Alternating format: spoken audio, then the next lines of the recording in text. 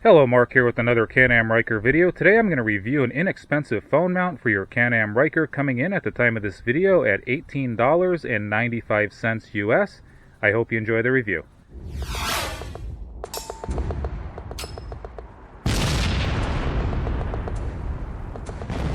Alright guys, I'm doing this outside on a windy day here, so hopefully this review comes out okay for you. Anyway, I picked up this phone mount. It's called the Visnfa, and I'm probably totally destroying the name here.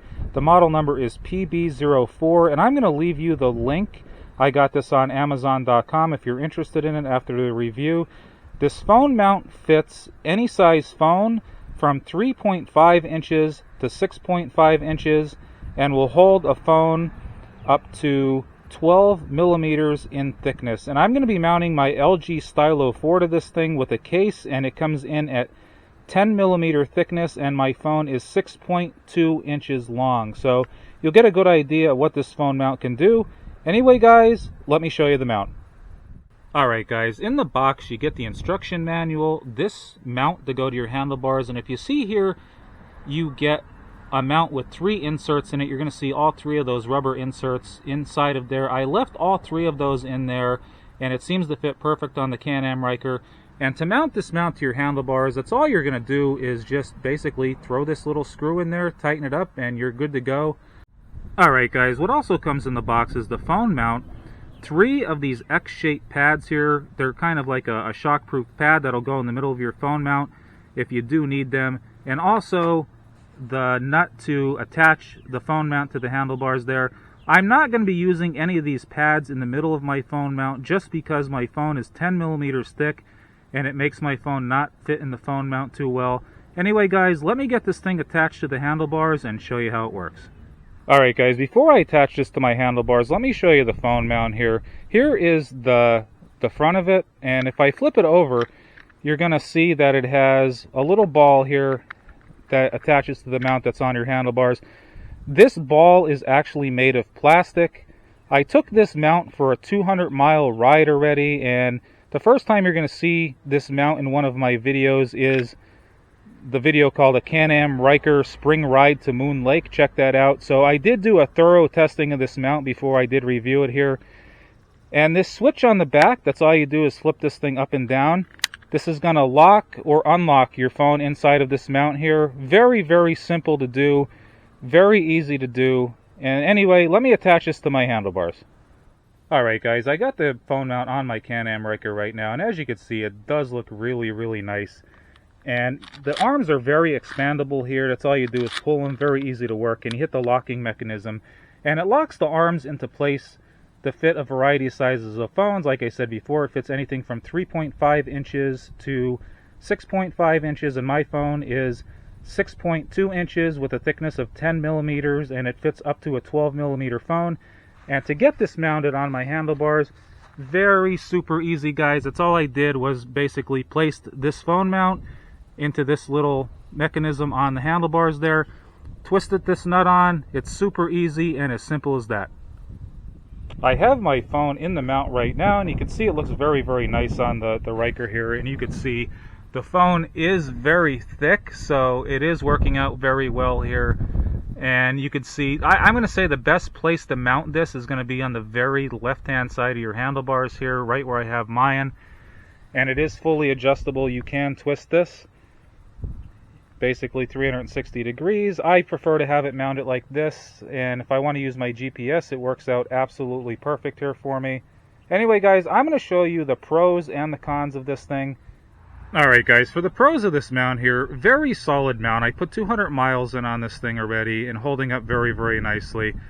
It is all plastic. That is one thing I don't like, but it doesn't seem to be hindering the performance of this. Very, very good. The ball on it's actually plastic, which I don't like that either. One of the drawbacks that I did have with this phone mount is that little red switch on the very bottom here that I'm flipping up and down. After a couple hundred miles, it ends up getting kind of stuck. So you got to throw some WD-40 in it. And I did that right before I actually started recording this video here, and it unfroze it. It's working very, very good right now. And the only other problem that I do have with this is when I first started riding with it without the phone in it, these arms, they have a tendency to vibrate when the bike's running. And I thought there was something loose in the front of my Ryker here, so that vibration actually happens when the bike's traveling under 20 miles an hour. So that might be a turnoff for some people here. You could see that it could become an issue. These arms have a tendency to vibrate. So with the phone in there, though, it does not do that. So that's a good thing. So if you have your phone mounted in there, that vibration completely goes away. But what I did do, I have a solution to this problem, and it's very inexpensive, and I'm going to show you how I'm actually running this thing here. And it works better than what I actually expected it to. Anyway, let me show you my setup right now. Alright guys, what I ended up doing, if you look on my gas tank here, I ended up picking up what's called a security band for a cell phone mount. And they're very inexpensive. You could usually get them for $1 or $2 on Amazon.com. And I ended up getting a 4-pack of these for $6.99, I believe it was. And you don't have to buy a 4-pack like I did. I just did it because I'm having a feeling down the line they're going to break. So far, so good. Mine's been holding up. I'm going to attach it to this mount and show you what I did with it. And it doesn't come with this mount, just to let you know this is a separate purchase, but let me attach it to there now. Alright guys, I attached my security band to the phone mount here, and as you can see, super straightforward. That's all I did was put the whole of the security band basically right around here, and I outstretched the security band to these arms here. And what that ends up doing when I get this mounted to the bike, if I'm not using a phone in there, it's going to stop the vibration of these arms. So that alleviates the problem of the vibration when your phone's not in there. Let me get this hooked back up to the bike. I'm going to put my phone back into this mount here and show you what I actually did to keep my phone safe and secure in case this phone mount does break. Alright guys, I got the phone attached to the Can-Am Ryker here. I got those security bands that I was talking about before attached to it, and as you can see, they go over all 4 corners of the phone.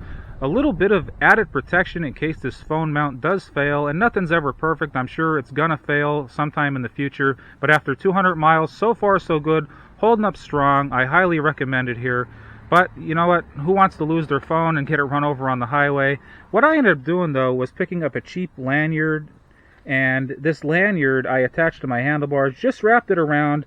I attached it to my security band, as you can see here, so if the mount does fail, this lanyard and the security band's gonna save my phone.